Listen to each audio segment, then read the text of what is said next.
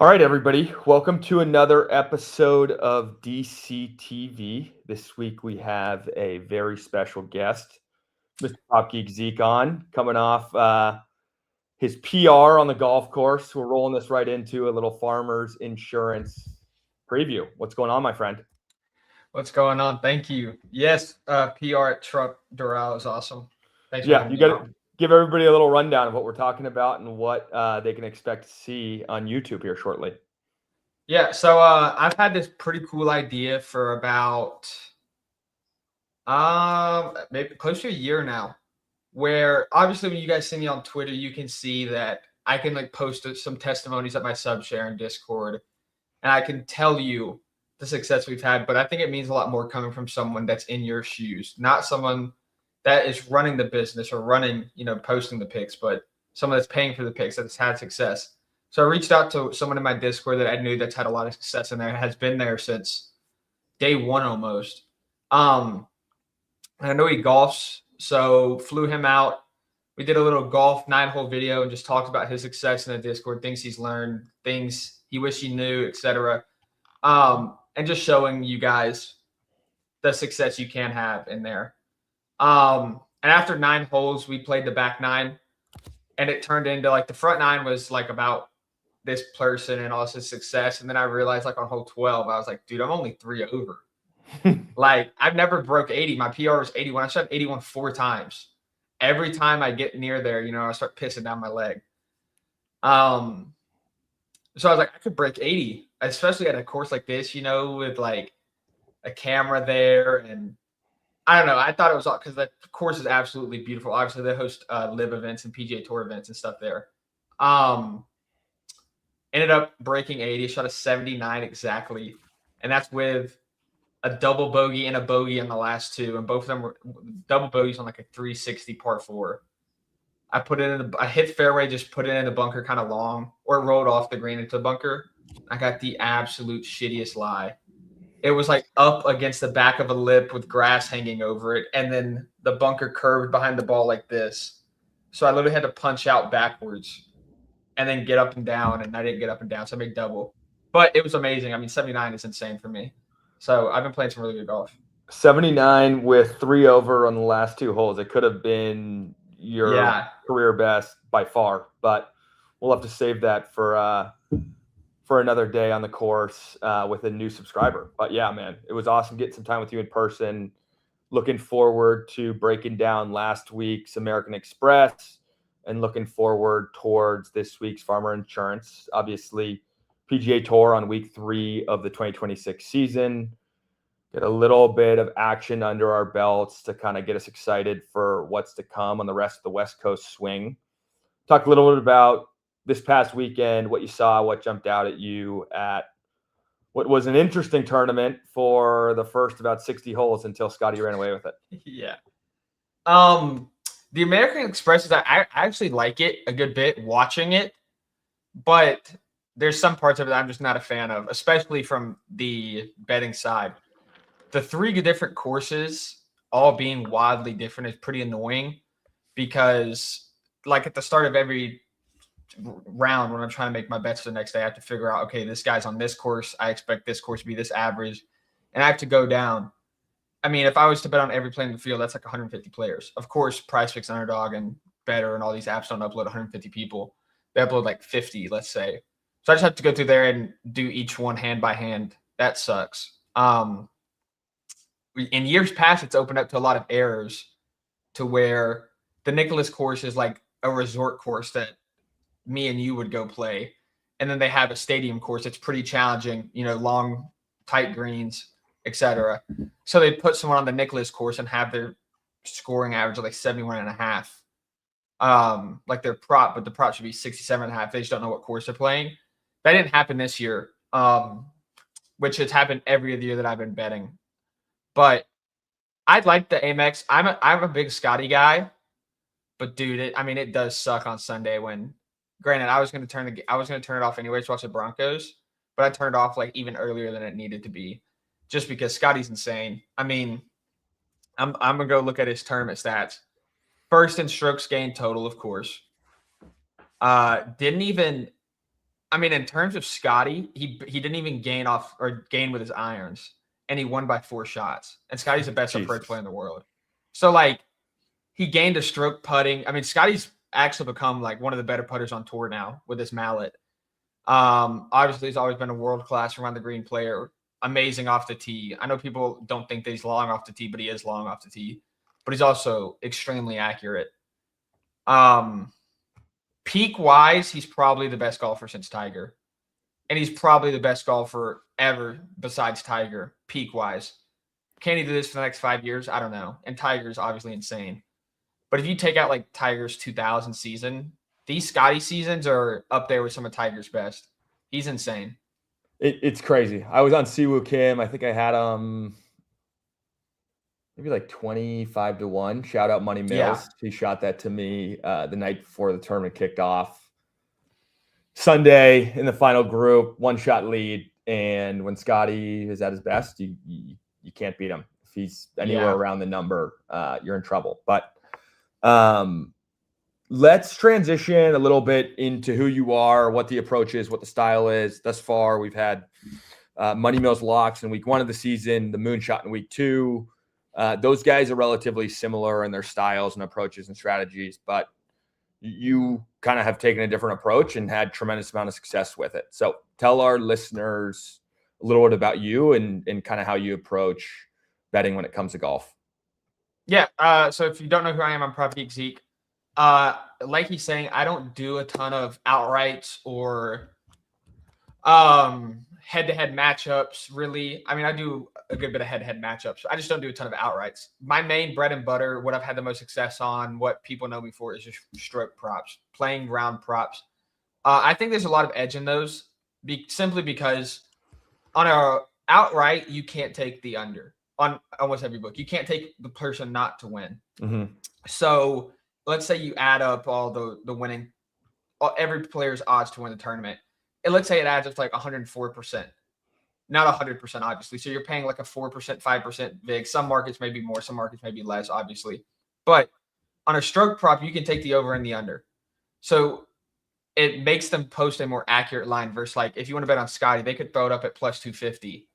And you can't take the under, so there's no way to punish them if that is truly a bad line. But they can't do that with stroke props. So I like betting on stroke props a lot. And the other thing is, like, FanDuel and DraftKings do not take a lot of money on their stroke props. Anyone that bets golf knows, I'm going to go bet Scotty outright. I'm going to go bet Scotty in a head-to-head. They don't go bet Scotty under strokes, really. Like, you don't hear a lot of people talking about that. But on PrizePicks and Underdog, that's how you bet golf. So I've had a lot of success doing that. Just doing – a couple of years ago, you could correlate a lot better than what you can now in terms of payout nerves, but there's still plenty of ways to find edges. I think golf has the most edge on PrizePicks by far. It's really just simple. If you're going to bet on NFL, the entire world is going to bet on NFL. The entire world is trying to bet on Sam Darnold passing yards Super Bowl Sunday or Drake May rushing yards Super Bowl Sunday. The entire world is not betting on a stroke prop for Taylor Pendrith on Thursday afternoon at Torrey Pines. So that leads to easier ways to win because it's a less sharp market. Anytime you can bet into a less bet into market, you should. It's just easier to win.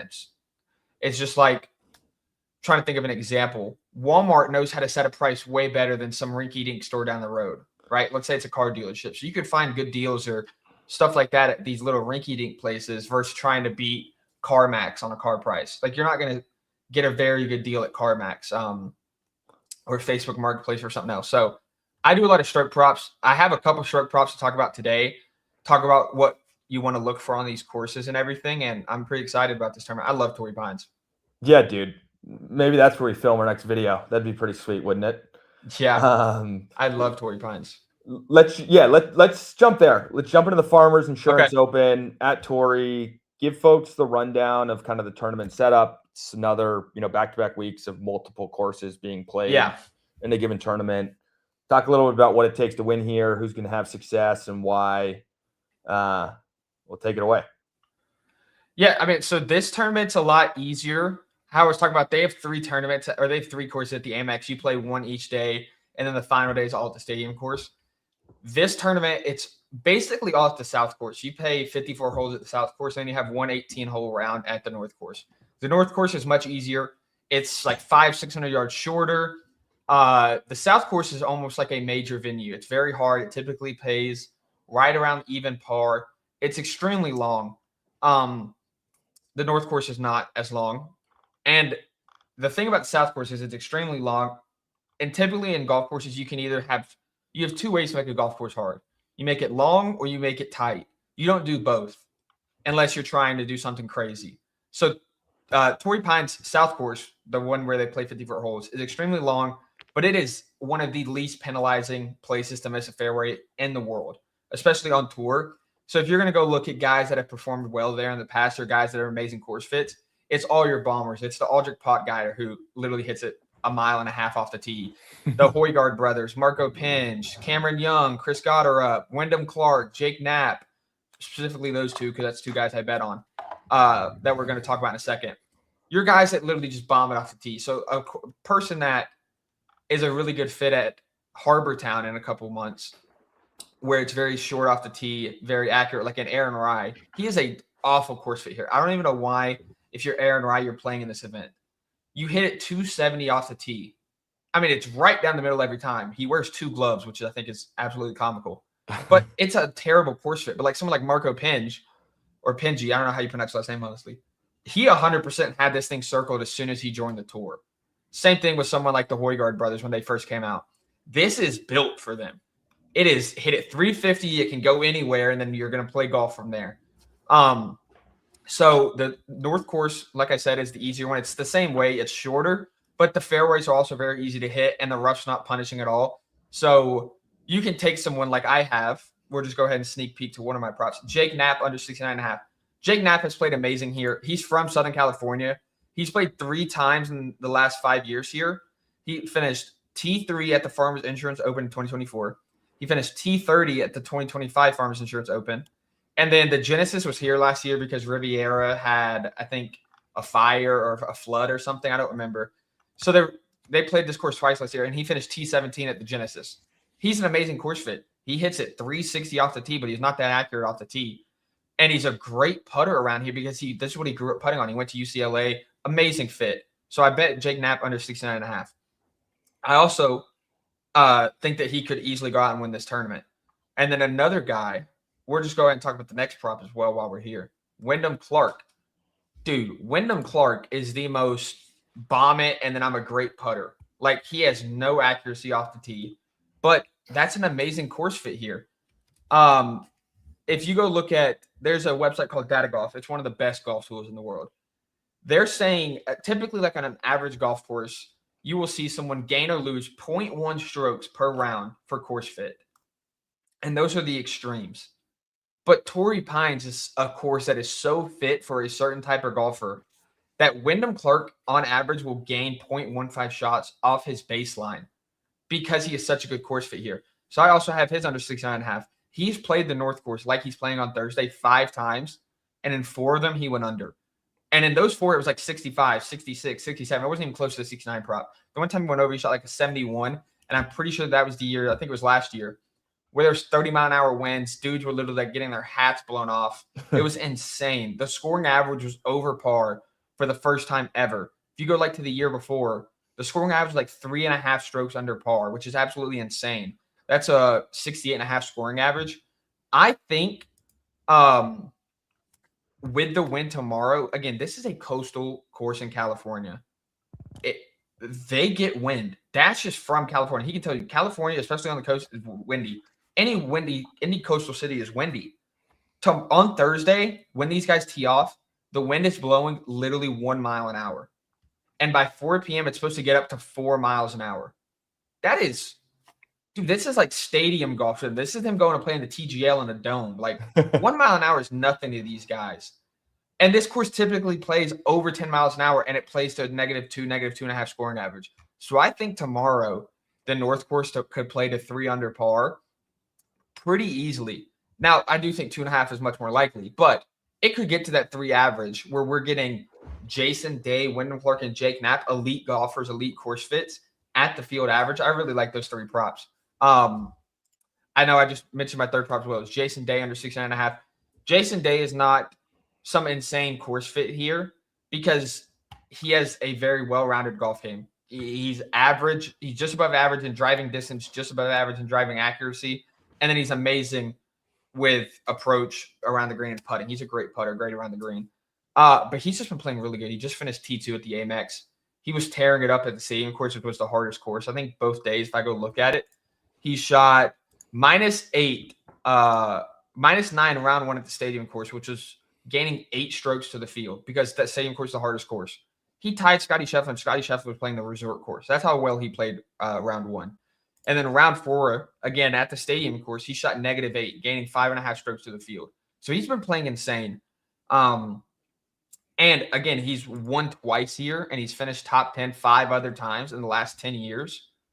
2 wins and 5 other top 10s in the last 10 years. That's an insane course record or course history here. So I really like those 3.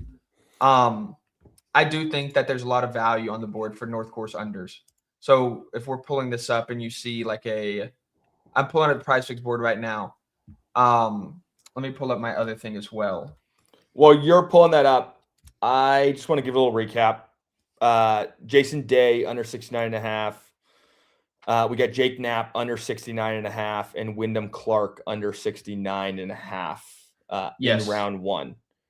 Yeah. The angle is playing the easier of the 2 courses, and there's going to be little to no wind. Even when it's very windy, guys are averaging, rounds of roughly 2.5 under par. So I love that read. As you're pulling up the board here, I'm just going to, for folks that don't have access to DFS, to the Prize Picks, Underdog, Sleepers, Chalkboards of the world, Knapp currently sitting at 37-1, Day 33-1, and Clark 43-1 to win the tournament.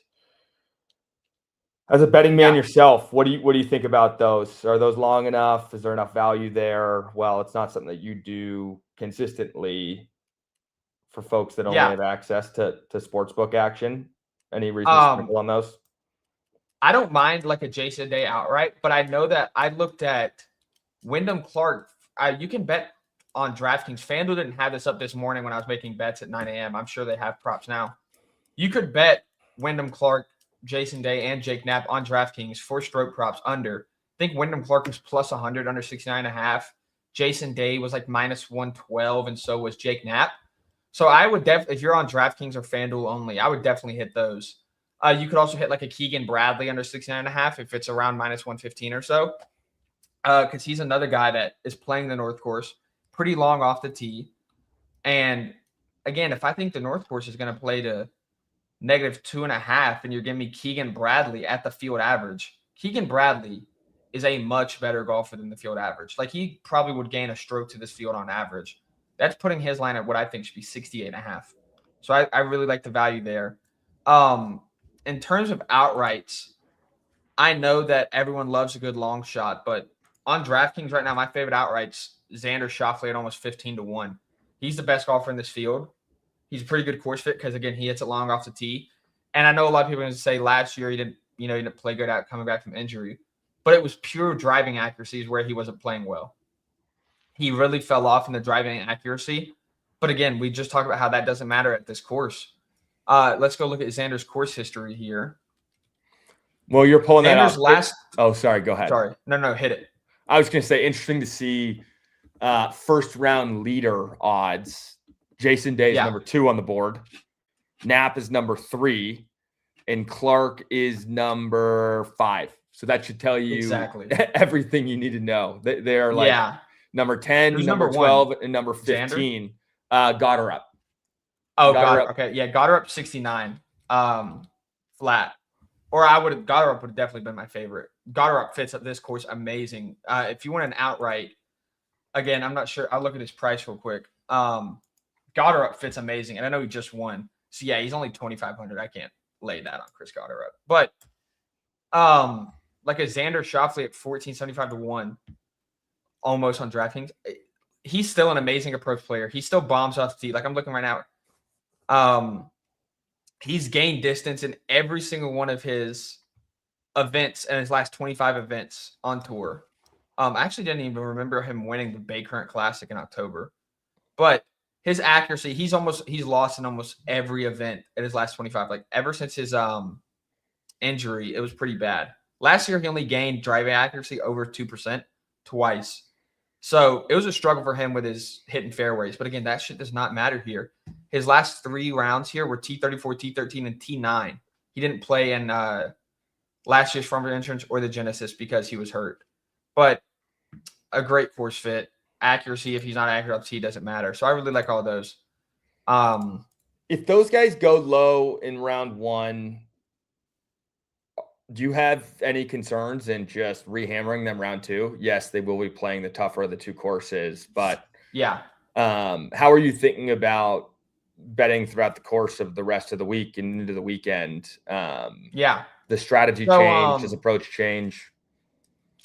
Yeah, approach and strategy definitely changes. Right now, I'm just using their season baseline. Factor in some recent form, of course.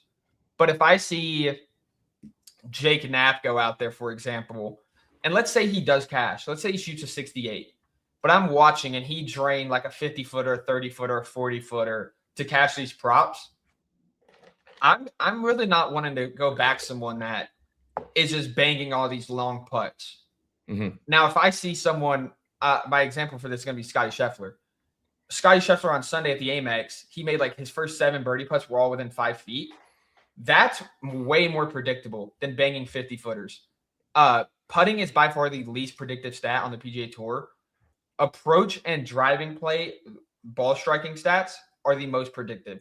So if I see Wyndham Clark go out there and hit 11 fairways, hit 16 greens, make 8 birdies, yeah, I'm fine going back to that well because he ball striked really well. But if I see someone go out there and gain 5 strokes putting by banging all these random 50-footers or 40-footers, 30-footers, no, that's where I'm like, okay, I'm not going to back that because the market's going to give them respect for shooting a 67 when their form is not in that direction. And even if, like, let's say Xander goes out around 1, it's our first time seeing him this year, and he shoots over par, loses off the tee and approach. I'm going to need a pretty sweet number for his round 2 prop to go back that. Because if you lose, I mean, anyone that golfs knows that golf is pretty streaky. Like, you can really find something in your swing, like find a feel on the range and have that for like a week or 2 straight. Like, I mean, we just talked about shot a PR. My last like 8 rounds, I've just had a good feel and been playing really well. So I'm perfectly fine backing someone that's ball striking really well. But throughout the round, Davis Riley, I think, was it? I don't remember if it was the Amex. I think it was the tournament before that. Yeah, okay, the Sony Open. Davis Riley gained 3 strokes putting and was losing tee to green. And someone messaged me after round 3 when he was leading the field or whatever. He was first by a good bit, I'm pretty sure. Hey, should I bet Davis Riley lied? Like, the putter's hot. And I was like, no, I hate betting when the putter's hot. That's the worst time to bet, in my opinion, unless everything else is good, obviously. But, like, Davis Riley had lost strokes tee to green in his first 3 rounds, but it was literally banging putts from Marnie and back and was leading the tournament. And then come out round 4, and he shoots +1, lose strokes putting, and obviously the rest of his game was bad. Shooting +1 at the Sony Open was pretty bad because the round 4 scoring average was below par. I know that. Like, I think it was -1. -2. So the round 4 scoring average was -2.10, and he shot +1. So he lost 3 strokes to the field because his putter went cold. So those are the guys that I hate backing. That's why I hate like Justin Rose with the pat. Like, Justin Rose are my least favorite golfers because his putter's just always hot. Yeah, makes complete sense, and I like the approach. Obviously, changes kind of week to week, event to event, but yeah. We have a non-penal course that the Bombers will be taking advantage of. Yes. Talk to me a little bit about. I asked the other guests thus far any hot takes for the rest of the season, any names that could come out of nowhere and burst onto the scene. Do you have any thoughts there now that we're 3 weeks into the year? Hot takes for golf this year. I don't think Brooks gets a win. I don't know if that's considered a hot take, though. I almost faded Brooks round 1. But here's the thing about Brooks. I a hot take also is that I'm glad he's back, I guess. I know a lot of people don't like that he's back because he took the Saudi money and you want to stay, blah, blah, blah. But he was pretty bad on live his last year. He's losing distance off the tee. I don't know if it's just because he's getting old. I know apparently he had some family issues that I'm not sure about. But I really think Brooks, it's just a matter of motivation for him. He has like 9 PGA Tour wins and 5 of them are majors. Like he just gets up for majors. He gets up for these big events. If you consider let's talk about the 4 majors, and then the next 2 after that I'd say are the Players and the Waste Management Open. Those are probably the 6 or 7 biggest events of the year. He's won twice at the Waste Management, so 7 of his 9 wins are these massive events. So maybe on live he just couldn't get up, but he was really bad on live near the end of the year. Obviously, his major track record last year was absolutely awful. So I don't think he gets a win. I almost faded him this week. I almost laid whatever it was, negative 4K on his win no. Because I'm a big fan. I don't post that much. I'm a big fan of laying like negative 6K for a golfer not to win. And just throwing down like 6K to win $100. I do that a lot actually. Savage. Like Ludwig Ober, I still don't know if that's how you pronounce his last name. Last year at the Masters, he was like, let's say he was 3,000. I don't remember. Let's say he was 30-1. I had like 10K riding on his win no, just because I don't think like he was priced up there with Xander and Rory. Not Rory.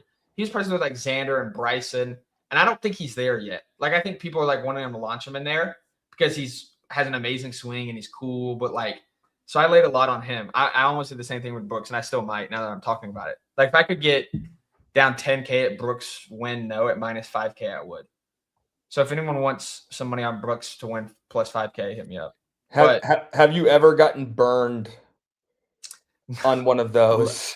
Luckily, not on that. I have gotten burned taking some massive favorites. Yeah. Like I had, I didn't get burned on this one, but it's another one. I had like 25, 30K on Jake Paul to lose his fight versus Anthony Joshua. And then I had whatever I won. I mean, it was 30K to win. Like, God, he was negative 8,000. So that's like, I think maybe I won $400.